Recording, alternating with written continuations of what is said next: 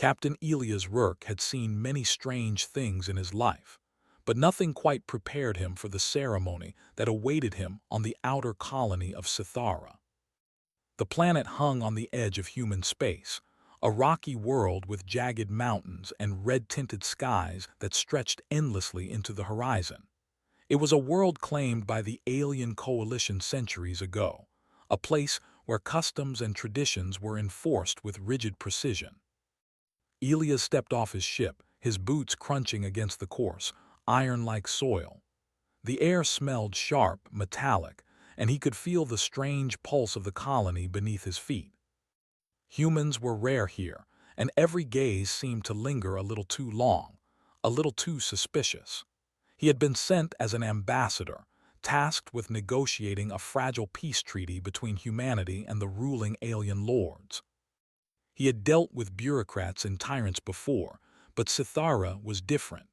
The ceremony was held in a grand plaza carved from the mountain itself. Towering structures of polished stone rose high into the sky, adorned with alien symbols that seemed to twist and turn in patterns Elias could not understand. At the center of the plaza he saw her, Lyra. She was bound in heavy chains, her wrists and ankles secured with polished metal that glinted under Sithara's twin suns. She did not look afraid. She looked defiant. Her dark eyes met his from across the plaza, and in that moment Elias understood something crucial. This was no ordinary prisoner. This was a warrior, a mind and soul that refused to be subdued. "Captain Rourke," a voice called from behind him. It was Ambassador Halrek, a human liaison who had spent years negotiating with the alien coalition. "She is part of their ceremony. She has been given to you as a gift. It is a sign of their goodwill." Elias turned to face him, feeling a surge of unease. "A gift," he repeated, staring at Lyra. The chains that bound her seemed more than ceremonial. They were meant to mark ownership, to remind her and everyone watching that she belonged to someone else. "They're giving a human, no, a person, as a gift," Halrek nodded, grimacing. "Their concept of gifts differs from ours. They do not understand human morals. To them, this is a symbol of alliance. To refuse could be seen as disrespect." Elias felt his stomach twist. He had read reports of alien customs, but nothing had prepared him for this. He could not see Lyra as property. Not when she stood there with her head high, her gaze fierce and unyielding. The aliens approached, towering over him, their skin a pale silver, their faces elongated and expressionless. Their leader, a tall figure with deep violet eyes, spoke in a voice that seemed to vibrate through the plaza. The words were translated by a hovering device, but the meaning was clear. "This is your gift. Take her and peace will follow. Refuse and there will be consequences." Elias took a deep breath. Every instinct screamed that he should comply, that he should accept the ritual as tradition. But he could not. Not when he looked at Lyra and saw her humanity, her strength, her freedom being stripped away. He stepped forward. "I will not accept her as property," he said firmly. The words echoed across the plaza. Whispers spread through the gathered crowd and a few aliens shifted uncomfortably. "She is bound to you by our laws," the leader said. "To refuse is dishonor." Elias met his gaze. "She is not yours to bind. She is not a gift. She is a person with her own will. I will treat her as an equal or I will not engage in your ceremony at all." For a moment the plaza was silent. Then, slowly, Lyra began to speak. Her voice was calm but firm, carrying across the distance. "I am not a gift. I am not a prisoner. I am not yours, and I will not belong to anyone but myself." The crowd gasped. The alien leaders exchanged sharp glances, their violet eyes narrowing. Some muttered words that Elias could not understand, but Lyra's gaze remained locked on him, a spark of recognition passing between them. She had chosen to trust him in that instant, even though she barely knew him. Elias stepped closer, careful to keep his tone gentle. "You don't have to do this alone," he said. "I will help you. We will find a way for you to be free." Lyra's eyes flickered with a mix of suspicion and hope. "And why would you care? Humans are weak. You have nothing to gain from me. Elias shook his head. Freedom is not about gain. It is about what is right, and this is wrong. The alien leader's translator repeated Elias' words in a distorted alien rhythm. The crowd murmured again, some in shock, others in anger. But Elias did not falter. He turned to Halrek. Prepare my quarters. She will stay under human protection until we find a solution. Halrek nodded, understanding the gravity of the situation. This will anger them, he said quietly. They may see it as an insult to their traditions. I am prepared for that, Elias replied. I cannot allow someone to be treated as property, not when I have the power to prevent it. Lyra's chains were removed, but the metal cuffs still weighed heavily on her wrists. Elias offered her his hand, and after a moment of hesitation, she took it. Her grip was strong, her fingers steady. In that simple gesture, an unspoken agreement formed between them. She would trust him, and he would honor that trust. Over the next few days, Elias worked quietly, learning about Lyra's culture and the circumstances that had led to her being captured. She spoke of her people's rich history, their battles to protect their homeland, and the betrayal that had allowed the alien coalition to conquer them. She was intelligent, fierce, and unbroken, despite the chains that had once bound her. Elias found himself admiring her courage. She was unlike anyone he had ever met, not just because of her strength, but because of her unwavering sense of self. He had encountered many alien species in his career, but Lyra reminded him of what it truly meant to be human, the ability to defy odds, to fight for justice, and to choose one's own path. The alien leaders grew increasingly restless. They had expected compliance, not defiance. They had expected their gift to be accepted without question. Elias' actions had disrupted the carefully constructed balance of their ceremony. Meetings became tense, whispers followed him in the corridors, and some even suggested he should be removed from the colony. But Elias remained resolute. He refused to bow to tradition when it meant compromising his principles. He worked with Halrek to ensure Lyra's safety, setting up discreet security measures and finding ways to shield her from the prying eyes of the alien council. At night, when the colony was quiet and the red sky stretched endlessly above them, Elias and Lyra would talk. They shared stories of Earth, of human history, and of the values that guided him as a captain and a diplomat. Lyra spoke of her dreams for her people, of reclaiming her homeland, and of the freedom she had once known. Elias listened, offering insights from his own experiences and sharing his vision of a galaxy where beings were respected for who they were, not what they represented. In those quiet moments, a bond formed between them, built not on obligation, but on mutual respect and understanding. The more Elias learned about Lyra, the more he realized the depth of the injustice she had endured. He began to see that his mission was no longer just about diplomacy. It was about challenging a system that treated sentient beings as property.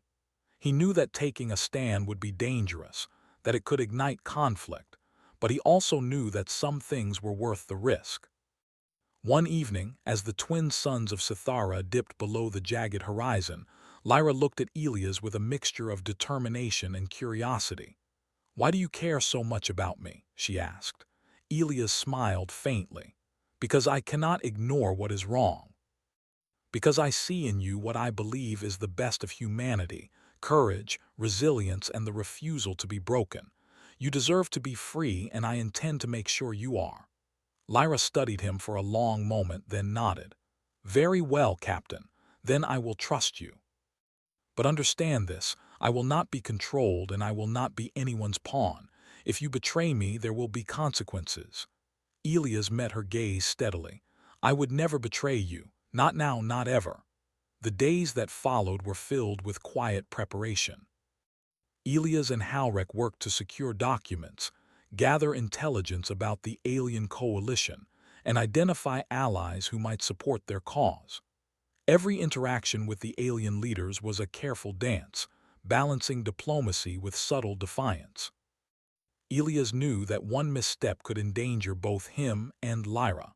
Despite the tension, moments of levity appeared. Lyra's curiosity about human habits led to small, shared laughs. She tried human foods for the first time, marveled at the simplicity of earth music, and even attempted to mimic some human gestures, often with amusing results. In these moments, Elias saw not just a warrior, but a person capable of joy, humor, and connection. As part one of their story drew to a close, the bond between Elias and Lyra had grown unshakable. The alien leaders watched with suspicion, unaware that their gift, intended as a symbol of dominance, had instead sparked a quiet rebellion. Elias had made his choice. He would not allow Lyra to remain a token, a symbol of ownership. He would fight for her freedom, no matter the cost. Lyra, once bound in chains, now walked beside him as an equal, her steps confident, her gaze unwavering. In the vast, unforgiving world of Sithara, two beings from different worlds had found common ground, and in that trust, the first seeds of something extraordinary were planted. And though the path ahead was uncertain, Elias knew one thing with absolute clarity. He had chosen what was right, and in doing so, had set in motion a chain of events that would challenge not just the alien coalition, but the very idea of what it meant to be free. The alien city of Sithara was no longer the same to Elias. What had once seemed orderly and awe-inspiring now felt like a cage, its polished streets and towering spires a reminder of the rigid control the coalition maintained over every aspect of life. Every corner held eyes that watched, and every shadow could hide danger. Elias knew that he and Lyra were no longer simply guests. They were insurgents in the making, and the eyes of the alien leaders were always upon them. The morning after their private conversation under the twin suns, Elias and Lyra began their careful exploration of the city. The chains that had once bound her were gone, but the weight of surveillance remained. Alien guards patrolled every street, their expressions unreadable, their weapons gleaming in the sunlight. Yet Elias moved with purpose, guiding Lyra past the watchful eyes with subtle hand signals and quiet instructions. Lyra had never seen a human colony quite like this. She was amazed by the way Elias adapted to their surroundings, using intelligence and observation rather than brute force to avoid confrontation. "You humans are strange," she said quietly, keeping her voice low as they ducked behind a structure to avoid a patrol. "You are weak in body, yet you move like predators." Elias chuckled softly. "We survive in ways that others do not expect, and we fight smarter, not always harder. You will see." Lyra's eyes narrowed, a mixture of skepticism and intrigue. She had fought in countless battles, but Elias' methods were unlike anything she had encountered. Every step they took through the city became a lesson in human ingenuity. They discovered hidden paths between buildings, secret doors in ancient walls, and old trade tunnels long forgotten by the current rulers. Elias explained how humans had learned to use creativity and adaptability to survive on worlds far harsher than Sithara. For the first time since her capture, Lyra began to feel hope. She began to believe that freedom was not only possible, but within reach. The bond between her and Elias strengthened with every shared secret passage, every whispered conversation, every glance that conveyed trust without words. But the alien leaders were growing suspicious. Rumors of human defiance spread quickly. Some council members whispered of Elias' audacity, of how he had refused their ceremonial norms and treated Lyra as an equal. Others were furious at what they considered a direct insult to their traditions. Plans were made in private chambers, and patrols increased, yet Elias and Lyra moved like shadows, always one step ahead. One afternoon, they found themselves in a section of the city abandoned centuries ago. Broken walls, collapsed rooftops, and jagged debris created a dangerous maze, but it was perfect for hiding. Elias crouched behind a large stone pillar and whispered, We can use this area to plan our next move. No one comes here anymore, and the patrols avoid it because they consider it cursed. Lyra scanned the ruins, her hand resting on the hilt of her weapon. Cursed? She asked, raising an eyebrow. Elias shrugged. Cursed or not, it's safe, and safety is what we need right now. They spent hours mapping the area, marking exits, and noting weak points in the patrol routes. In those quiet moments, they shared stories of their worlds. Lyra spoke of her people's culture, their love of art and music, and the wars they had fought to preserve their freedom. Elias shared tales of Earth, of human resilience, and of the countless times humans had defied impossible odds. You speak of your people as if they are strong, Lyra said thoughtfully, but humans are fragile. You have nothing to defend yourselves with compared to the coalition. Elias shook his head. Strength is not only in weapons or numbers.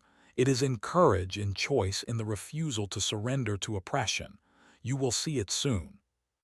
Their growing connection was tested when a patrol unexpectedly entered the abandoned district. Aliens in tall silver armor moved with precision, scanning the area for any sign of trespassers. Lyra pressed herself against the wall, holding her breath. Elias remained calm, signaling her to stay hidden. A patrol leader stopped nearby, glancing at a broken doorway. His eyes flickered with suspicion. Lyra's heart pounded. She had fought battles where death was certain, but this fear was different. It was not just her life at stake. It was the fragile trust she had begun to place in Elias. Elias' mind worked quickly. Using a small device he carried, he projected a holographic image of an empty corridor down another path, drawing the patrol's attention away. The guards hesitated, then cautiously moved toward the illusion. Lyra exhaled softly, amazed at how Elias had manipulated the situation without violence. That was incredible, she whispered. You humans truly think differently. Elias smiled faintly. And that difference is what can save us. The incident cemented their understanding. Survival depended on intelligence, trust, and adaptability. And as they moved deeper into the abandoned city, they discovered something unexpected. A hidden archive of information, old records of trade, conquest, and rebellion. Lyra's eyes widened as she examined the data. This could change everything. If the Council's weaknesses are here, we could use this to help free my people. Elias nodded. And it proves one thing: knowledge is power. With this, we can challenge more than just local traditions. We can challenge the system itself. Over the next several days, Elias and Lyra worked tirelessly, gathering information and devising strategies. They learned the routines of the guards, the vulnerabilities in the city's defenses, and the political tensions among the alien leaders. Every discovery brought them closer to their goal, but also increased the risk. The council was watching, waiting for a misstep. One evening, as the twin suns set and bathed the city in deep red light, an urgent message reached Elias. The alien council had demanded Lyra's presence at a ceremonial demonstration of obedience. Refusal was not an option, and failure to appear would be considered an act of rebellion. The message left Elias with no choice but to act quickly. We cannot allow her to go, Elias said, his voice tense. They will force her into submission, and everything we have worked for could be undone. Lyra's eyes flashed with determination. Then we fight them, not with weapons but with our minds. We will not let them control me. They devised a plan. Using the knowledge they had gathered from the archives and the city's hidden passages, they would create a distraction, allowing them to escape the ceremonial hall and move into the wilderness beyond the city. The plan was risky, but both knew that staying would mean submission. The night before the ceremony, Elias and Lyra moved through the shadows, checking every escape route and reinforcing their strategy. The tension was palpable, but in their quiet moments they also shared fleeting smiles and words of encouragement. We will survive this, Elias whispered. Together, Lyra nodded. I trust you, and I will not falter. The day of the ceremony arrived, and the plaza was crowded with officials, citizens, and guards. Lyra was led forward, still in ceremonial chains, her expression calm but defiant. Elias stood to the side, his presence noted by many, though few understood the significance of his gaze. The council leader's voice echoed through the plaza. This demonstration is a test of loyalty. To obey is to honor your gift. Lyra's voice rang out clearly, carrying across the gathered crowd. I am not a gift. I am not a prisoner. I am free in mind, body, and spirit, and no tradition can change that. Gasps rippled through the crowd. Some guards tightened their grips on their weapons, while others hesitated, unsure how to react. The council leader's violet eyes narrowed, but Elias seized the moment. Using a series of signals and clever timing, he triggered distractions throughout the plaza, holographic illusions, minor mechanical malfunctions, and sudden noises that confused the guards and officials. In the chaos, Elias reached Lyra and helped her navigate through the crowd, avoiding guards and dodging patrols. Every step was tense, every corner held danger, but their trust in each other guided them. Lyra's combat skills and knowledge of the city's hidden routes, combined with Elias' ingenuity, allowed them to move with precision and confidence. By the time the council realized what was happening, Elias and Lyra had already slipped into the abandoned districts, disappearing from sight. The patrols scrambled to pursue them, but the pair's preparation and clever use of the city's hidden passages kept them safe. As they finally emerged beyond the city limits, the alien architecture giving way to jagged wilderness, Lyra allowed herself a small laugh. We did it, she said, disbelief and relief mingling in her voice. Elias smiled, though his eyes remained vigilant. This is just the beginning. We are free from the city, but the coalition will not forget us. And your people, they still need help. Lyra nodded, determination shining in her eyes. Then we fight in every way we can. Not with chains, not with fear, but with strategy, courage, and the refusal to bow to oppression. Together, they moved into the wild, the alien city shrinking behind them as the twin suns set in blazing red. The journey ahead was uncertain, dangerous, and full of challenges, but for the first time, both felt the exhilaration of true freedom. They were no longer bound by chains, literal or figurative. Elias and Lyra's partnership had grown into something stronger than mere survival. It was a bond forged in trust, respect, and shared purpose. And though the alien coalition would not easily forgive their defiance, the two of them had already proven something profound. That ingenuity, courage, and the refusal to submit could triumph even in the face of overwhelming power. As night fell over Sithara, they paused on a ridge overlooking the city, its glowing lights distant but still visible. Lyra looked at Elias, her expression softening for a rare moment. I did not believe humans could change anything, she admitted. But you have shown me that one person can make a difference, that we can make a difference. Elias placed a hand on her shoulder. It is not just me, it is us. Together, we can challenge more than this city, more than this coalition. We can prove that freedom is worth every risk, and that courage can inspire change. And in that quiet moment, beneath the twin moons that rose over the alien horizon, Elias and Lyra made a silent vow. No chains, no laws, and no traditions would ever dictate the path of their lives. They would fight, not with hatred, but with courage, intelligence, and the unyielding belief in what was right. The first step of their rebellion had succeeded. But the galaxy beyond Sithara awaited, full of dangers, opportunities, and the promise of change. Elias and Lyra would face it together, ready to prove that even in a universe ruled by tradition and power, humanity, and the strength to choose what is right, could not be underestimated. Elias and Lyra had left the alien city far behind, but freedom brought new challenges. The wilderness of Sithara was as dangerous as the city had been controlled. Sharp cliffs, jagged rocks, and unpredictable wildlife demanded constant attention. Yet for the first time, Lyra felt alive in a way she had never known while bound in chains.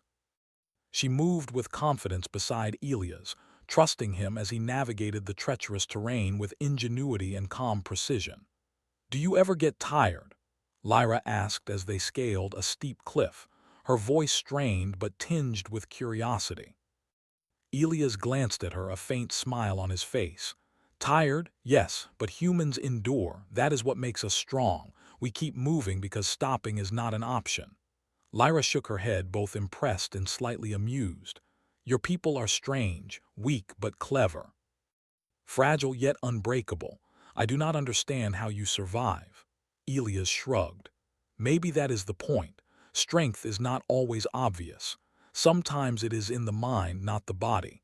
Sometimes it is in the courage to choose what is right, even when everything tells you not to." Lyra considered his words. She had lived under strict rules, where survival meant obeying orders without question. Here, with Elias, she was learning that survival could mean challenging the rules, fighting with intelligence, and choosing freedom over fear.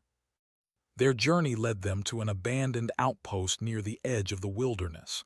It had once been used for mining and trade, but time had left it in ruins. Still, it offered shelter and a chance to rest. Elias and Lyra set up a temporary camp, using supplies they had scavenged from the city and clever makeshift tools. As they rested, Lyra opened up about her past. "I once led a unit of warriors," she said quietly, staring into the small fire they had built. "We fought to protect our people, but betrayal struck from within. My own leaders handed us over. That is why I was taken, chained, and treated as a gift. I thought I had lost everything." Elias listened, his expression serious. "You have not lost everything. You have your mind, your spirit, and your will. And now you have the chance to reclaim what was taken from you, not through chains or force, but through intelligence, courage, and determination." Lyra nodded, a flicker of hope in her eyes. "I see that now. You have shown me that freedom is not just a dream, it is a choice." Elias smiled. "And it is a choice worth fighting for." The following days were filled with planning. They studied the information Elias had retrieved from the alien archives, mapping out vulnerabilities in the Coalition's control over Lyra's homeland. They identified corrupt officials, weaknesses in supply lines, and allies among the oppressed populations who were eager for change. Each discovery strengthened their resolve and brought them closer together. But danger was never far. Scouts from the Coalition had been sent to track them, and reports of their defiance were spreading. The Alien Council viewed Lyra's escape not as a minor embarrassment, but as a threat to their authority. Every step Elias and Lyra took required caution, foresight, and sometimes improvisation. One night, as they camped near a narrow gorge, a patrol appeared in the distance. Lyra's hand went instinctively to her weapon, but Elias held up a finger. "Wait," he whispered. "Do not act until you see the full picture." They watched as the patrol moved along the path, unaware of the hidden positions Elias had scouted. Using small devices and clever misdirection, Elias created a path that led the patrol away from their camp, avoiding confrontation entirely. Lyra stared at him in amazement. "You are truly human," she said. "You do not fight like others. You think, you plan, you survive without killing unnecessarily." Elias shrugged. "We adapt. Sometimes survival is about brains, not brawn, and sometimes it is about protecting those who cannot protect themselves." Lyra's respect for him deepened, and a quiet warmth grew between them. They were no longer merely allies. They were partners, bound not by chains but by shared purpose, trust, and the beginnings of something deeper. Their journey eventually brought them to a small human-colonized space station near Lyra's homeworld. It was a hub for traders, smugglers, and diplomats, a neutral ground where humans and various alien species mingled. Here, they could plan their next move with greater safety and access to resources. Upon arrival, Elias sought an audience with the station's council. He presented evidence of the alien coalition's oppressive practices, detailing the capture and subjugation of Lyra's people. The council members were shocked. Many had assumed that the coalition's traditions were absolute, untouchable, and beyond challenge. Elias showed that humanity, with its intelligence, courage, and moral conviction, could stand against injustice in ways no one had anticipated. Lyra spoke as well, her voice steady and commanding.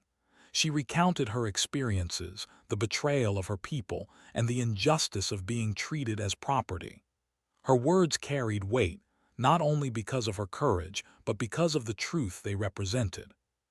The council listened, moved by her conviction and by the undeniable evidence of Elias' integrity and strategy. Together, Elias and Lyra formed a plan to return to her homeworld. They would expose corrupt leaders, inspire resistance, and empower the oppressed population to reclaim their freedom. It would not be easy. The coalition was powerful, and the risk of retaliation was high. But for the first time, Lyra felt a sense of hope that had been absent for years. As they prepared for the journey, Lyra turned to Elias. "Why do you stay with me?" she asked quietly. "You could return to your own people to safety." Elias looked at her with steady eyes. "Because I believe in what is right, and because I see in you what is worth protecting. Freedom, courage, and the choice to fight for justice, that is what makes us human. I cannot turn away when I see it in someone else, especially when they have been wronged." Lyra's gaze softened. For the first time, she allowed herself to feel not just trust but something deeper, something that went beyond respect and partnership. She realized that the bond they had formed was rare, forged in adversity and strengthened by shared ideals. The journey to Lyra's homeworld was perilous. They navigated hostile space territories, evaded coalition patrols, and relied on allies they had quietly recruited along the way. Elias' ingenuity and Lyra's knowledge of her people's culture proved invaluable.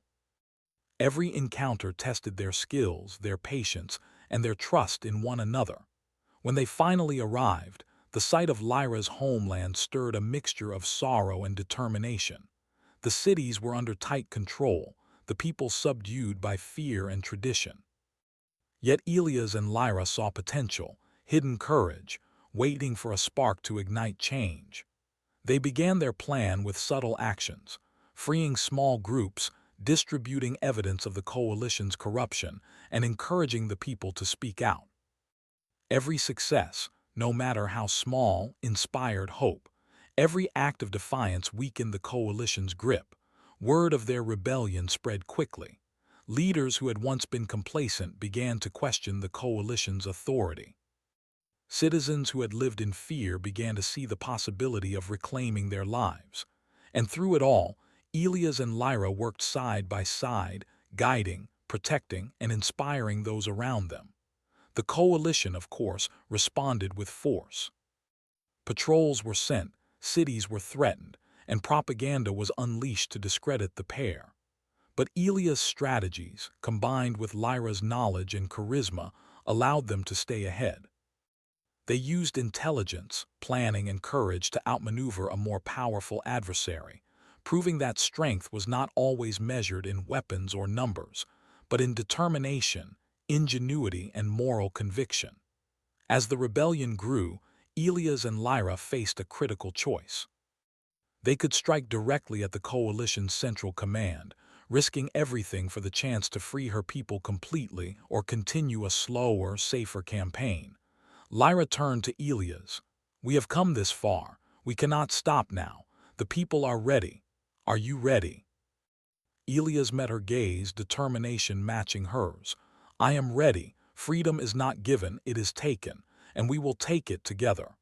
The final confrontation was tense and perilous. Using the knowledge and alliances they had cultivated, Elias and Lyra led a coordinated strike against the coalition's central command.